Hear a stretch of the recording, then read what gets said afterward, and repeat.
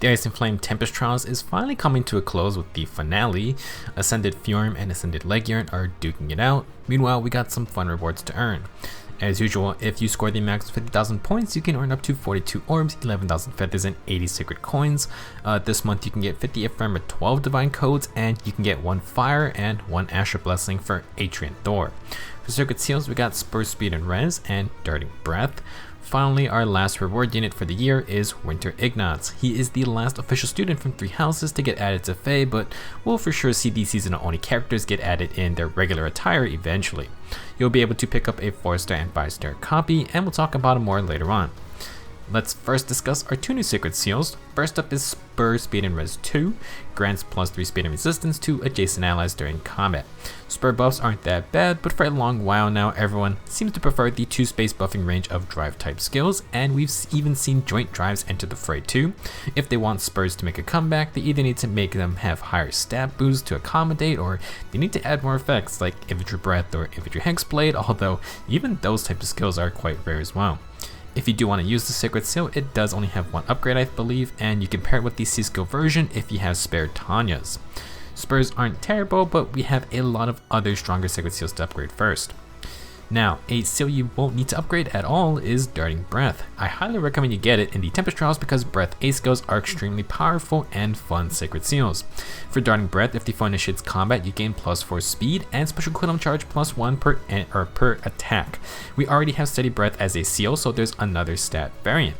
Typically, enemy phase units aren't always concerned about more speed, but with the introduction of dodge and the very popular distant counter plus dodge builds, Darting Breath is a valid option, and it's very strong as well.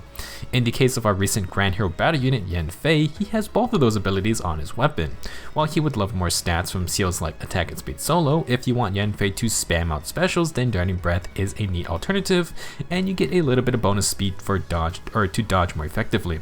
Another good unit is Fallen Ike. Even though Fallen Ike already has Darting Breath already, putting it in the Sacred Seal slot lets him use the Wild Double Unity skills or any other stat boosting A skill. This is also true for the new Priam, who is fast himself. Darting Breath is going to be a great Sacred Seal, and now you can slap on 2 Breath Seals in one team.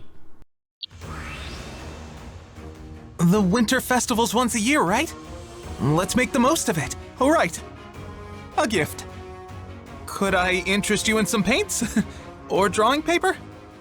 Finally joining Fae is Ignatz, and he's going to be a colorless armored archer. I believe he'll be our first to regret option for this specific class type, but last year we got Winter Felix with a blue bow.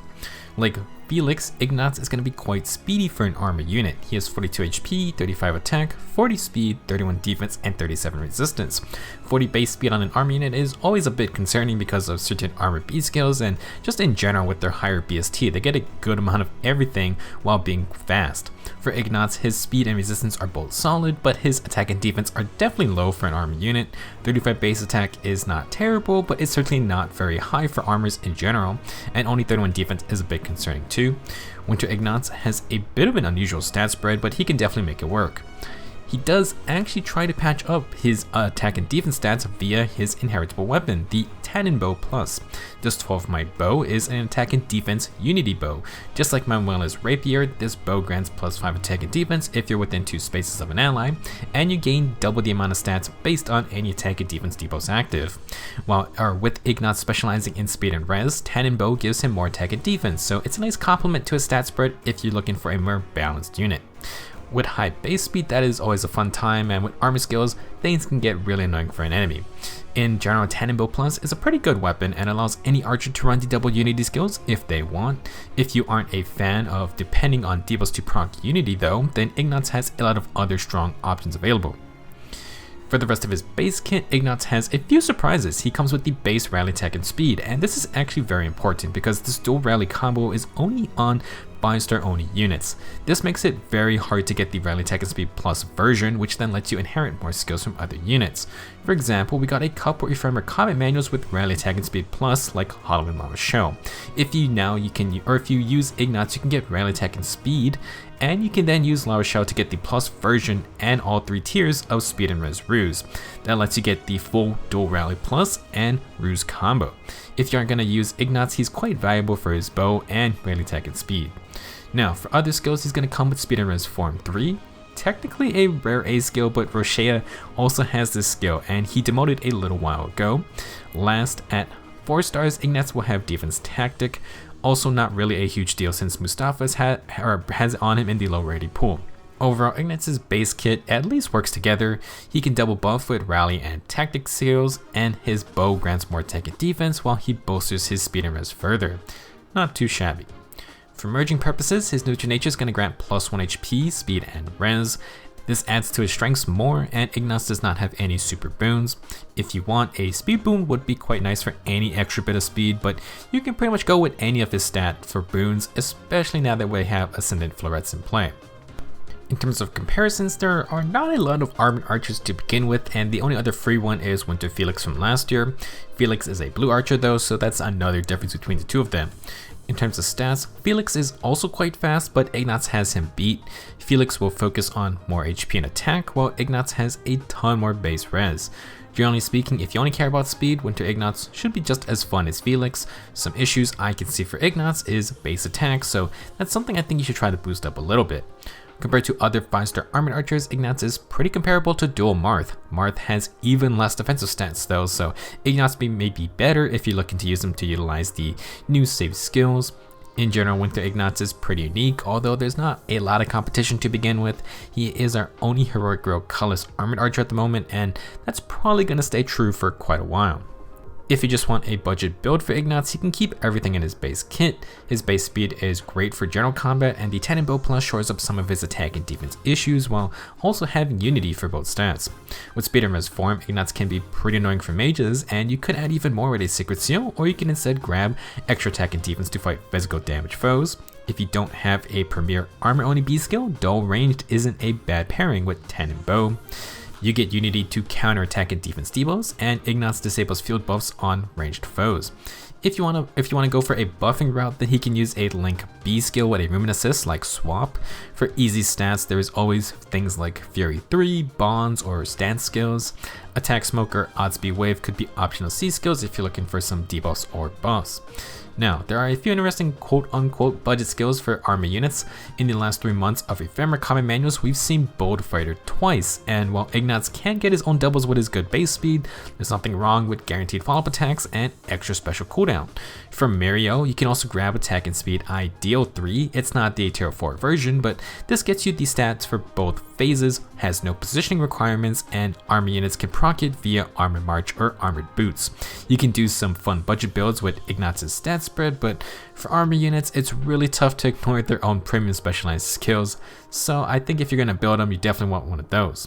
Like Winter Manuela, Ignatz has the speed to run Special Fighter decently, and it is on the 4-star focus unit for this banner. Also on the banner is a far save skill, and as a ranged unit, Ignatz can decide to be a ranged specialist to protect his team.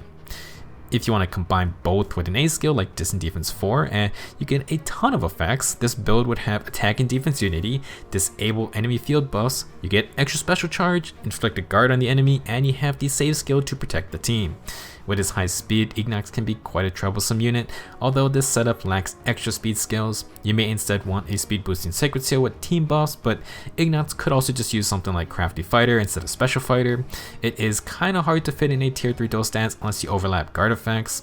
He is free to double up on attack and defense unity if you want, but maybe you could also use attack and speed unity, and that could be another fun build. As a reminder, if you keep Tannenbow, you should not run Slick Fighter because neutralizing debuffs will not work with Unity. Of course, if you don't want to run Far Save, you can just use Joint Drives or maybe a Menace skill. If you don't care for Unity, then he can use another strong inheritable bow. Felix's Reindeer Bow also grants +5 attack and defense, but it has Guard built in, and Guard is always useful pretty much.